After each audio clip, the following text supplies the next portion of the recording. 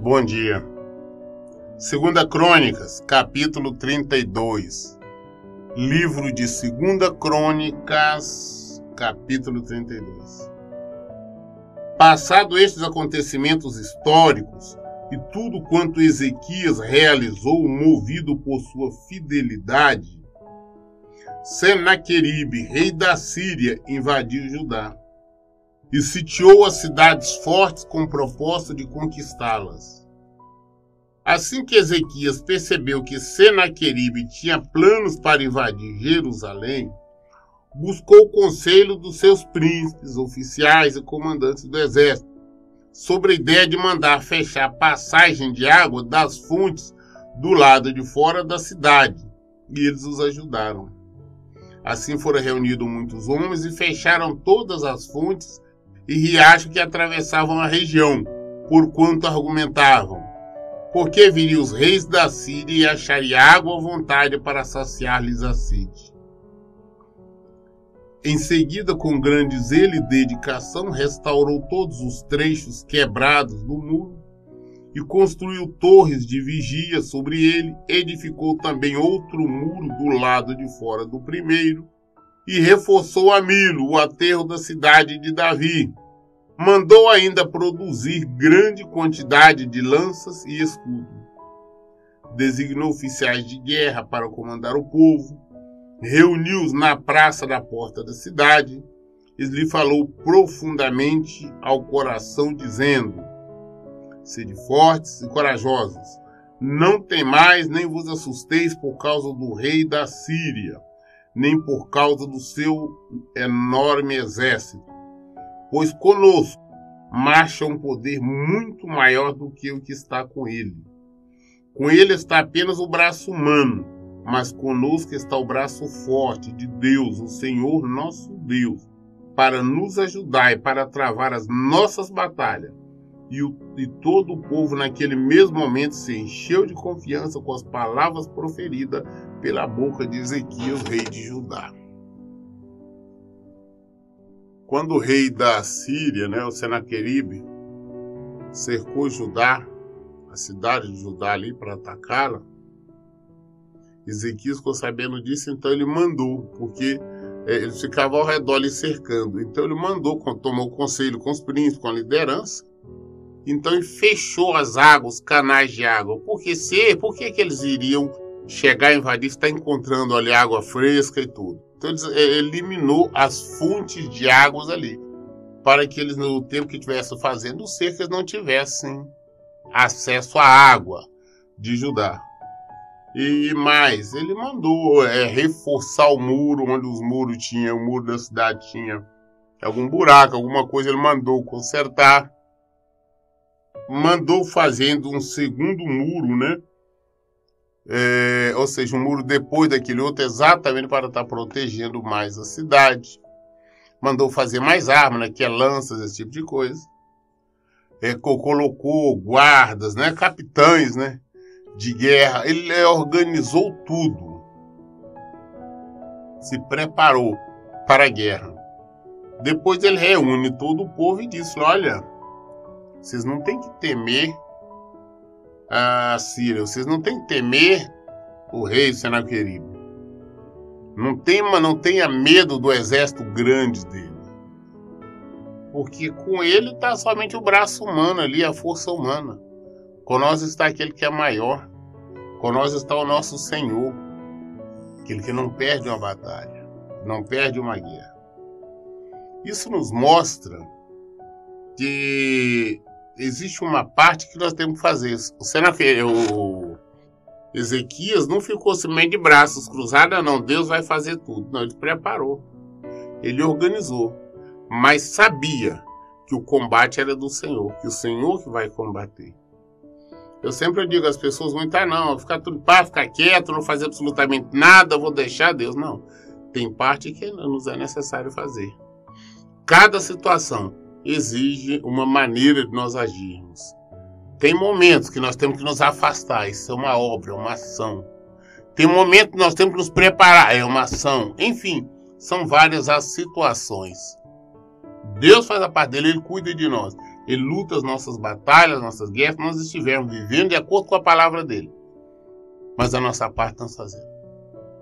Ezequias fez, se preparou, reuniu o povo e falou, não tenha medo, não. Com eles é o braço do homem somente, com nós está o Senhor. E o povo se animou.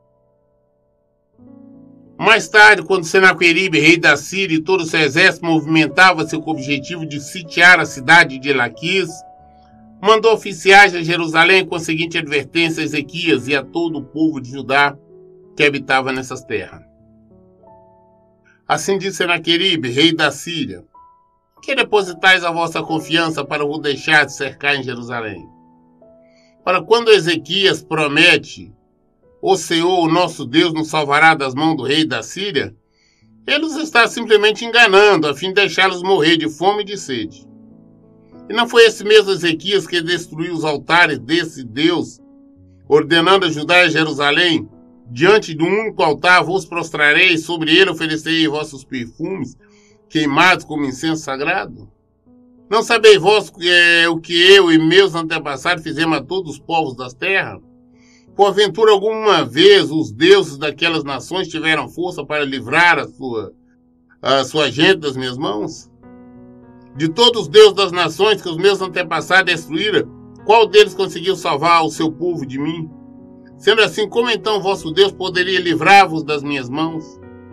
Portanto, não vos deixeis iludir por Ezequias, que esse sujeito não vos engane desta maneira. Não lhe deis crédito, pois nenhum Deus de nação alguma, nem de reino algum, teve poder para livrar o seu povo do meu exército, nem das mãos dos meus antepassados. Vosso Deus tampouco vos conseguirá livrar das minhas garras. Os oficiais de Senaqueribe esbravejaram ainda mais impróprios contra Deus, o Senhor Deus, e contra o rei Ezequias, seu servo. Senaqueribe ainda escreveu cartas para blasfemar por escrito de Deus, o Senhor Deus de Israel, e para falar contra ele desafiando. Assim como os deuses dos povos das outras nações não puderam livrar o povo deles das minhas mãos, da mesma maneira o Deus de Ezequias não livrará a sua gente das minhas garras. Em seguida, todos os comandantes e servos de Senaqueribe bradaram na língua do judeu contra o povo de Jerusalém, que estava sob a muralha, com o objetivo de os atemorizar e os desesperar e com isso conquistar toda a cidade. Gritaram ultrajes contra Deus de Jerusalém, da mesma forma como ridicularizavam os deuses das nações pagãs, que de fato não passam de obras produzidas pelas mãos humanas. Senaqueribe então manda emissários para desafiar Judá, principalmente o rei Ezequias, gritando para todo o povo, falar, olha, o que Ezequias está confiando em quê? Está confiando em Deus? Até agora nós temos vencido, não, tanto o rei da Síria como seus antepassados, tem vencido todos os reinos. E independente dos deuses dele, nós temos vencido, nenhum deus tem conseguido salvar, libertar o povo dele. Quem é que vai poder livrar das minhas mãos? Você está fazendo um desafio direto a Deus, uma ofensa ao Senhor. Não, quem é o Deus de vocês que possa vencer, impedir que eu vença vocês? Rapaz, o rei Ezequias está enganando vocês. O melhor que vocês têm que fazer é se entregarem. Nós venceremos. Que não tenha Deus que possa resistir ao rei da Síria. E fez uma série de ofensas porque ele estava confiando, ele venceu alguns reinos, mas os deuses daqueles povos lá não eram Deus, eram imagens, eram demônios, eram coisas que para nada serviam. Então, ele veio desafiando, além de ter falado a série de blasfemas, ofensas, também escreveu isto. Falou com os povos, né, aqueles que moravam ali sobre a muralha, só ofensas direto a Deus e ao rei Ezequias. Eu acho que é somente suicídio quando alguém pensa de ofender a Deus. É somente suicídio, loucura, quando alguém pensa em ofender o Deus verdadeiro, o Deus do servo dele. Diante de toda essa situação amedrontadora, O rei Ezequias e o profeta Isaías, filho de Amós, chamaram em oração a Deus nos céus. Então Deus, o Senhor, enviou um anjo que aniquilou todos os experientes soldados, líderes oficiais no próprio acampamento do rei assírio, de forma que este bateu em retirada para suas terras, sob profundo sentimento de derrota e vergonha. E certo dia, ao caminhar pela nave do templo do seu Deus, alguns de seus próprios filhos investiram contra ele e o assassinaram a fio de espada. Ezequias não respondeu, não brigou, não fez nada. Ele, Isaías, o profeta Isaías, que nós vamos ler sobre ele depois, os profetas messiânicos, o profeta que mais falou de Jesus, então buscou a Deus, clamou a Deus. Deus enviou um anjo. Quando fala Deus enviou um anjo, pode ter sido e matou todos os guerreiros, né? O exército, aniquilou todo o exército da Síria. Pode ter sido de inúmeras maneiras, de uma peste, uma doença, um mal qualquer. O fato é que exterminou. O rei da Síria, vendo aquilo, saiu correndo, voltou para casa correndo. Ao ver que tinha sido derrotado. Ao ver que Deus agiu em defesa do povo. Perdeu todo o exército e saiu fugido. Passaram algum tempo, ele está lá no templo do Deus dele, lá do demônio dele. Um dos filhos dele, o próprio filho dele, pegou ele dentro do templo do Deus dele, esse demônio dele, e o matou. Ele morreu pelo próprio filho, assassinado pelo próprio filho, e na casa daquele que ele dizia que era Deus. Quando nós nos levantamos contra o Senhor, é suicídio. Foi derrotado. Ele voltou envergonhado e derrotado. E além do mais, o próprio filho o matou. Isto porque foi desafiar o Deus verdadeiro. Eu vejo muitos casos, tem muitas pessoas que chegam para mim, para o meu marido ou a minha esposa, diz que não volta. Para mim que não tem restauração mesmo, nem se Deus quiser. Acho que essas pessoas estão tão tomadas por demônio que falam que não sabem. Falam que não têm consciência. Estão brincando com coisa muito séria.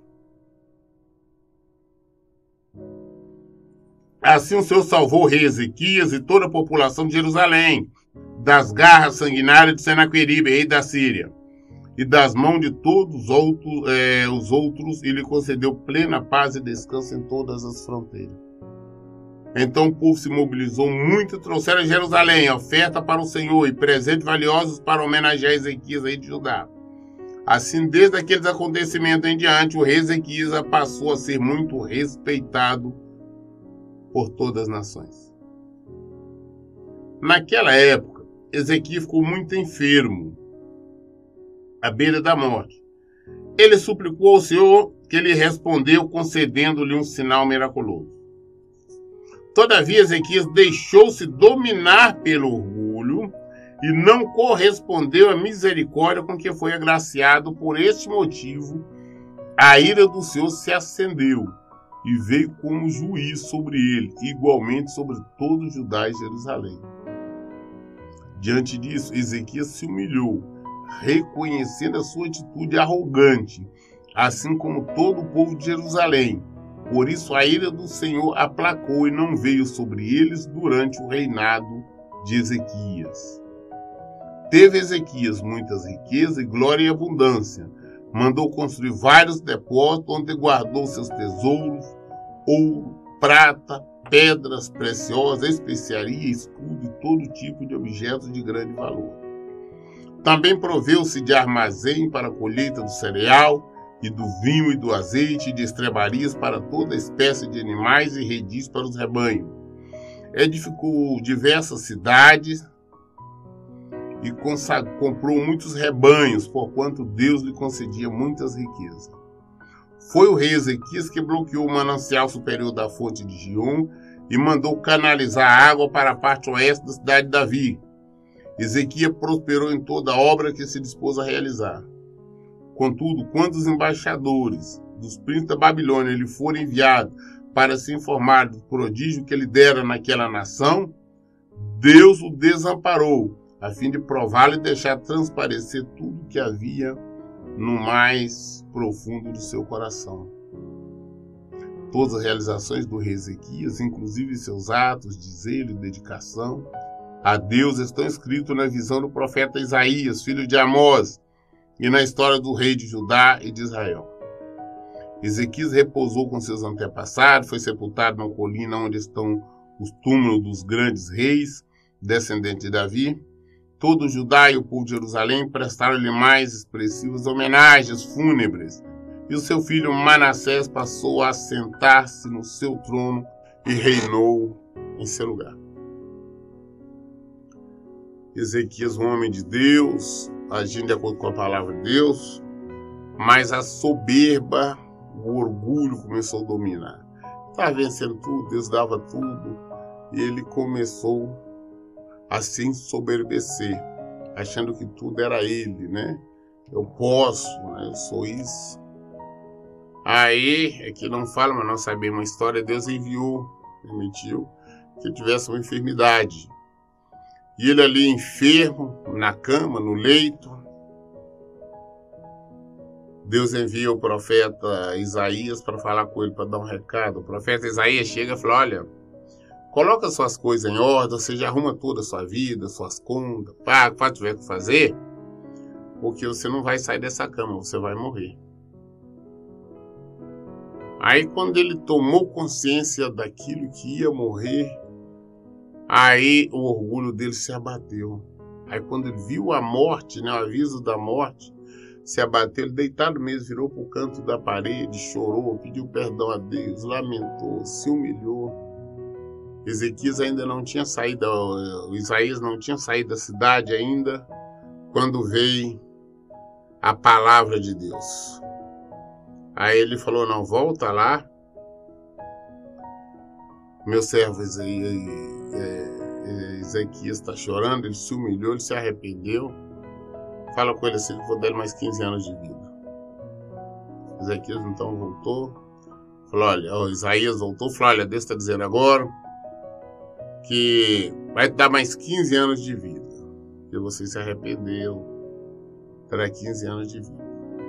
E o castigo que viria sobre Judá, sobre todos os povos, vai vir, mas não vai ser na sua época. E para provar que Deus faz uma pasta de figo e coloca sobre a enfermidade que você vai ficar curado. E dentro de 3 dias você vai entrar no templo do Senhor andando normalmente, vai estar lá louvando. Ele mesmo desacreditar, mas como é que eu tenho certeza que é isso? Então qual a prova que você quer que Deus dá que isso vai acontecer? Você vai ter mais 15 anos de vida e vai ficar curado, daqui a 3 dias você vai estar no templo do Senhor. Olha, fazer o relógio de Acas, né, que seria um relógio da sombra, ele adiantar é fácil. Retroceder é atrasar, é difícil. Então que retroceda. E Deus fez na hora. Um sinal tremendo, né? Fez, ou seja, praticamente é mais ou menos assim, parou o mundo, fez tudo retornar. Sinal tremendo, ele deveria saber quem era Deus a partir disso. Mas muito bem, e foi. Realmente aí ele ficou curado. Realmente depois disso ele teve no templo do Senhor, com 3 dias ele estava lá normal, curado. O tempo passou. Aí da Babilônia, o rei da Babilônia, né, Nabucodonosor, enviou pessoas, né, emissários, com a desculpa de saber notícia, parabenizá-lo pela recuperação, que todo mundo sabia que ele estava doente, à beira da morte, ele tinha se recuperado. E ele então recebeu os emissários e mostrou tudo que tinha, os seus depósitos, dinheiro, tudo onde estava, mostrou absolutamente tudo. Aí depois saíram, né? Isaías chega para ele, vem cá, o que foi com você? Quem são esse povo aí que vieram aí? De onde vem? Ah, de uma terra muito distante, veio lá da Babilônia. E o que você mostrou? Ele falou, mostrei tudo. Nada que ficou aqui que tinha que eu deixei de mostrá-lo. A riqueza, tudo. Eu falei, pois é, Deus está dizendo que este povo vai invadir a Judá, vai invadir Israel, vai levar todas as riquezas, tudo está aqui, está no templo, tudo depósito, e ainda vai levar filhos, filhas, netos, você. Só não vai ser no seu tempo, você não vai estar mais vivo, mas vai ser. Falei, então tá bom, não é do meu tempo mesmo. Deus deixou, se afastou dele para mostrar a soberba, o orgulho estava no coração dele. E ele mostrou que ainda está soberbo. Não é comigo, então deixa acontecer. Deus tinha falado que ia dar os 15 anos de vida, para ele deu, né? 2 Crônicas, capítulo 33. Antes de falar, ele morreu, né? Depois disso ele morreu. E quem assumiu em seu lugar foi o seu filho, Manassés. E nós vamos ver, pela idade do filho dele, Manassés, nós vamos ver que este filho foi gerado depois da enfermidade dele. Ou seja, do tempo que Deus o abençoou com mais 15 anos de vida, foi que nasceu esse filho. Manassés tinha 12 anos de idade quando foi proclamado rei. Começou seu governo e reinou durante 55 anos em Jerusalém. Ele praticou tudo quanto Deus, o Senhor, abomina, imitando as atitudes detestáveis das nações pagãs que o Senhor expulsara diante dos israelitas. Reconstruiu os altares idólatras que seu pai Ezequias havia zelosamente destruído. Ergueu altares em homenagem aos Balaíns. Mandou construir totens, postes sagrados. Inclinou-se em adoração diante de todos os exércitos celestes e lhe prestou os cultos. Edificou altares pagãos no próprio interior da casa de Deus, da qual o Senhor tinha dito, em Jerusalém estabelecerei meu nome para sempre. Também mandou construir altares a todo o exército de astros e estrelas do céu, nos 2 pátios do templo de Deus. Chegou a queimar seus próprios filhos em sacrifício no vale de Ben-Hinnom, praticou todo tipo de feitiçaria, magia e adivinhações, além de recorrer às orientações de médios e aos que consultavam os espíritos. Viveu agindo contra a vontade do Senhor, e seus pecados provocaram a ira de Deus. Manassés tomou uma imagem esculpida da deusa Aserá, que havia feito, e a colocou em destaque na casa de Deus, lugar santo sobre o qual Deus havia declarado a Davi, seu filho Salomão. Neste templo e em Jerusalém, que escolhi de todas as tribos de Israel, eu porei o meu nome para sempre, e nunca mais eu removerei os pés de Israel da terra que destinei aos vossos antepassados, contando que tenha o zelo de obedecer tudo o que eu lhe ordenei, toda a Torá, a lei, os decretos, ordenanças transmitidos por Moisés. Manassés, e no entanto, perverteu Judá e o povo de Jerusalém, ao ponto de fazer ainda pior do que as nações pagãs que Deus o Senhor havia aniquilado diante dos israelitas. Então o Senhor advertiu o rei Manassés e o seu povo, mas não lhe deram a mínima atenção. Então nós vemos que esse filho do rei Ezequias, né? Ele começou a reinar com 12 anos. Deus tinha dado para ele 15 anos de vida. Então, neste inteirinho, foi que nasceu o filho, o Manassés, que veio reinar. Mas exatamente pela soberba, pelo orgulho, nós falamos sempre, de Deus não se escarnece. O que nós semear, nós vamos plantar. Deus permitiu.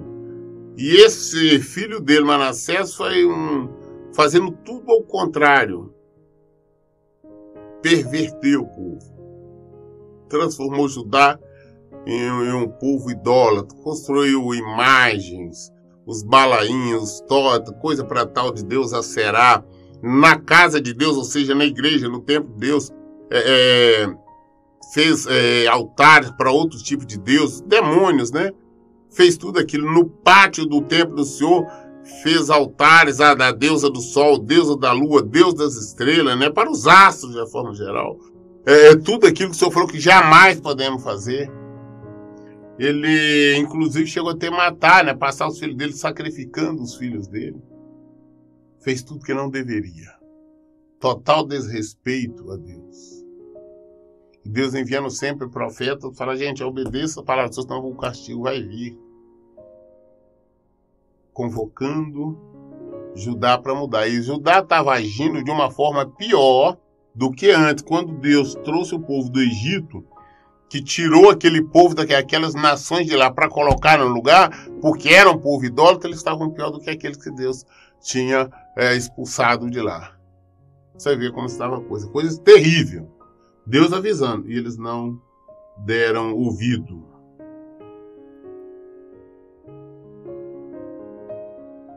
Por esse motivo, o Senhor enviou os comandantes do exército do rei da Síria contra eles, os quais capturaram Manassés, aprisionaram-no mediante um gancho fixado nas narinas e algemas de bronze e o levaram para a Babilônia. Em sua profunda angústia, Manassés buscou as misericórdias do Senhor seu Deus e, reconhecendo o seu erro, humilhou-se muito diante do Deus dos seus antepassados. Quando ele orou, Deus o ouviu e atendeu seu pedido e o trouxe de volta a Jerusalém a seu reino. E assim Manassés concluiu em seu coração que Deus é o Senhor. Passado esse acontecimento, Manassés reconstruiu e ampliou a altura do muro da cidade de Davi, a oeste, da fonte de On, no vale até a entrada da Porta do Peixe, em torno da colina de Ofel. Também destacou oficiais do exército, para guardar toda a cidade fortificada de Judá. Tirou do templo do Senhor os deuses estrangeiros e as imagens que havia colocado lá, bem como todos os altares idólatras que havia mandado construir na colina do templo e em Jerusalém, e os lançou fora da cidade. Depois reconstruiu o altar de Deus, ofereceu sacrifício de paz e comunhão, adorou e louvou a Deus, o Senhor Deus de Israel, e ordenou expressamente a todo o povo de Judá que o servisse de coração.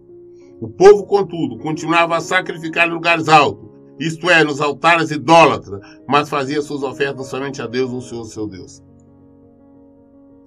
Entre Judá e Manassés, nessa total desobediência, Deus levanta, faz com que o rei da Síria o invada, prenda, ele é preso, é furado, então um buraco na narina, no nariz dele, colocado uma argola para puxar ele por aquela argola e por algemas, leva ele preso.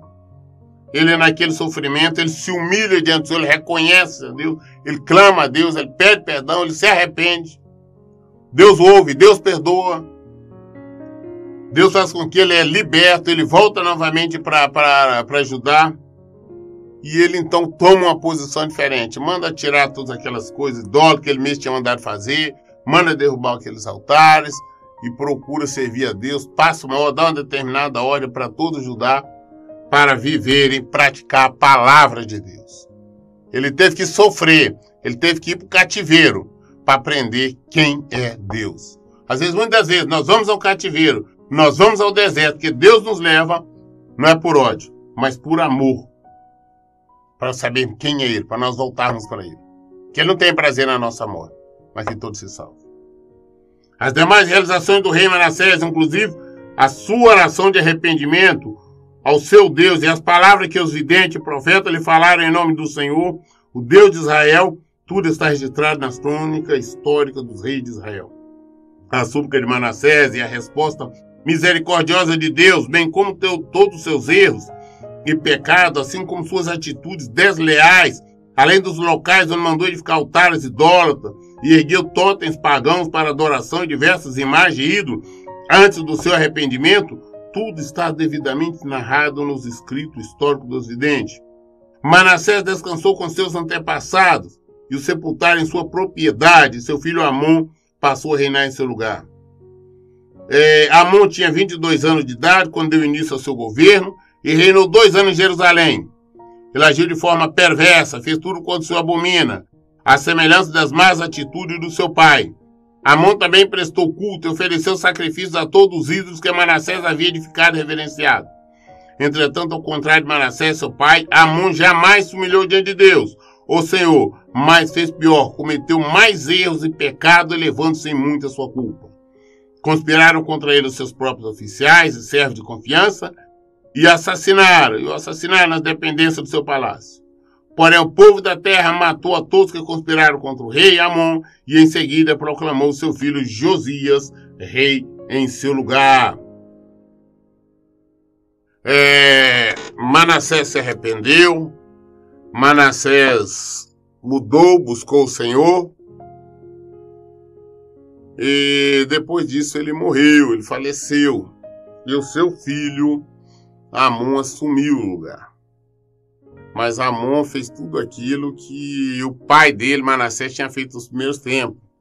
Novamente ele trouxe os altares de dó, querendo falar vidente, médico, pessoas que consultavam espírito, os altares pagãos, totem, tudo aquilo que não prestava. A diferença é que Manassés se arrependeu quando foi para o cativeiro. Amon não se arrependeu. E acabaram onde os próprios oficiais dele conspirou contra ele e o matou. Mas o povo depois também matou quem tinha matado Amon. E o seu filho Josias assumiu o seu lugar, assumiu o reino.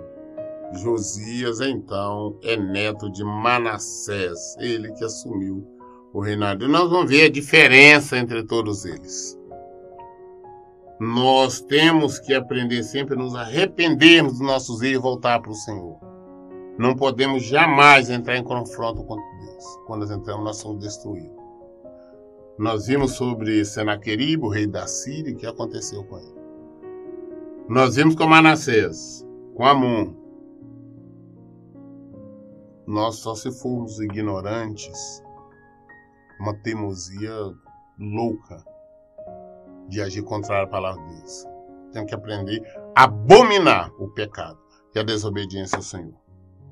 Nós concluímos hoje a leitura do capítulo 33 de 2 Crônicas. Querendo Deus, sendo vontade dele, amanhã nós iniciaremos o capítulo 34. As dúvidas se esclarecem na Bíblia. A palavra tem a resposta. Por isso, em todo tempo eu digo, leiam e pratiquem a Bíblia. Que Deus abençoe. Tenham um bom dia.